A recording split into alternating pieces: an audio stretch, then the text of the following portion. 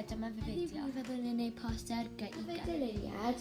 Chi siŵr fod yn methu gweld, ond nes i roi gy i gy fyna.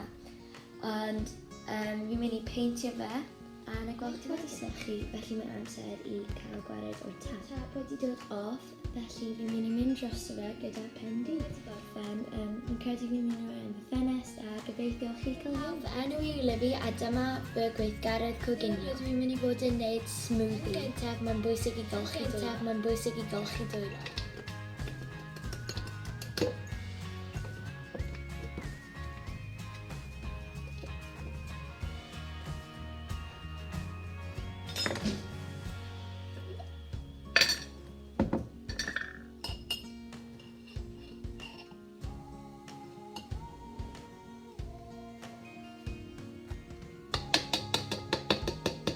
Nawr mae'n amser i roi yn y blender.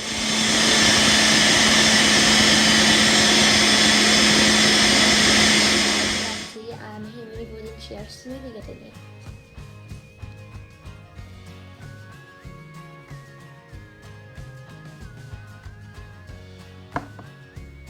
Diolch, Mel. Diolch.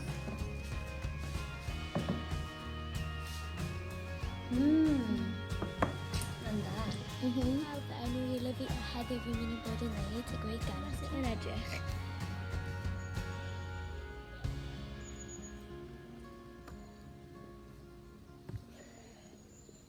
Nath i wneud ar y llawr, mae yna croeso i chi wneud ar y wal.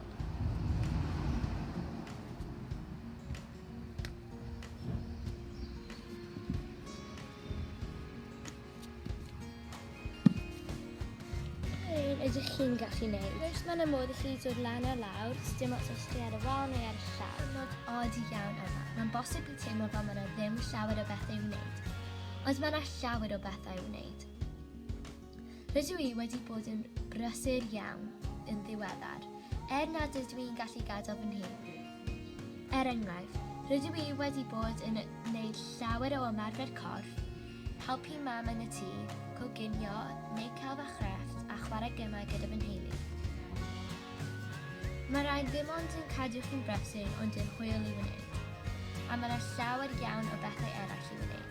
Falle byddwch chi'n ffeindio talent newydd, a pryd chi'n mynd nôl i'r ysgol gallwch chi dangos i gyd o'ch ffrindiau a'ch athrawon. Pan mae popeth drostodd am yn sefyll i university, rydw i'n edrych ymlaen i gweld gyd o fy ffrindiau fy nheulu, a dwi hefyd yn cyffrous iawn i mynd nôl i clwbiau ar ôl ysgol. Os chi wedi joio'r fideo,